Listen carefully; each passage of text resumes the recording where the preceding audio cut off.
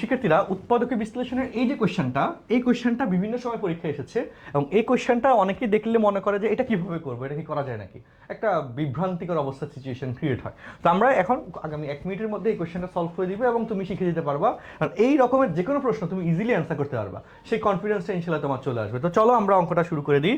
প্রথমত এই যে x⁴ প্লাস x² প্লাস 1, এই যে তিনটে রাশি দিল, মনে হচ্ছে আসলে কেমনে করবে অঙ্কটা, তাই না? একটু মানে কেমন জানি একটা ফিল হচ্ছে। লক্ষ্য করো কি করা যায়, দেখো x⁴ কে x² লেখা যায়, ঠিক আছে? এবার এটাকে সবসময় মনে রাখবো, এখানে হোল স্কোয়ারের ফর্মুলা মিলিতে হবে এক্স এর যেটুকু আছে সেটুকু দিয়ে, এক্স এর যেটুকু আছে সেটুকু দিয়ে একটা হোল স্কোয়ার ফরম্যাট মিলিতে হবে। তাহলে এ স্কোয়ার, এই যে x⁴ কে x² হোল স্কোয়ার লিখলাম, তারপর plus 2ab 2 into x² into 1 1 1, আর এখানে তো 1 আছে, 1² দিলাম প্লাস 1²। তাহলে এই যে লিখে ফেললাম জোরপূর্বক, এখানে ঘটনা হচ্ছে কি, তাহলে x² প্লাস 1 হোল স্কোয়ারের সূত্র হয়েছে, ভালো কথা। বাট প্রশ্নে তো ছিল x², আর আমরা লিখছি 2x²। তাহলে একটা x² যে এক্সট্রা লিখছি সেটা কি করতে হবে, ব্যালেন্স করতে হবে, তাই না? কারো থেকে ধার নিলে কি করতে হয়, সে ধারটা পরিশোধ করতে হয়, দিয়ে দিতে হয়, নাকি পালাই দিতে হয়? বলো, বাংলাদেশে অনেকে পালাই চলে যায়। আচ্ছা তুমি পালাবা না, তুমি ভালো মানুষ। তো এখন এখানে 2x², এখানে আছে x², তার জন্য এই একটা x² দিয়ে ব্যালেন্স করে দিলাম। এখন দেখো অঙ্কের কাহিনী সলভ।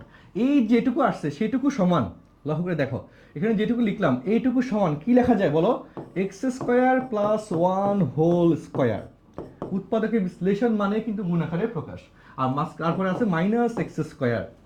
এবার আমাকে হিসাবে বলো, এখানে এটাকে a ধরো, এটাকে b ধরো, a² মাইনাস b², সূত্র কি হয়, a plus b into a minus b. খেলা শেষ, দেখো অর্থাৎ x² plus 1 plus x a plus b into x² plus 1 minus x a minus b. এই যে গুণ আকারে আসছে জাস্ট 3টে লাইনের মধ্যে, কাজ শেষ হয়ে গেছে।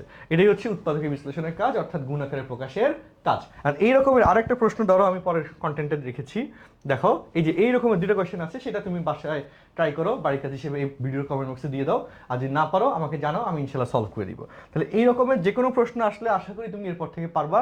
এত ছোট রাশি দেখে আশা করি ইনশাল্লাহ বিভ্রান্ত হবো না। দেখা হচ্ছে পরের ভিডিওতে। আল্লাহ হাফেজ, আসসালামু আলাইকুম।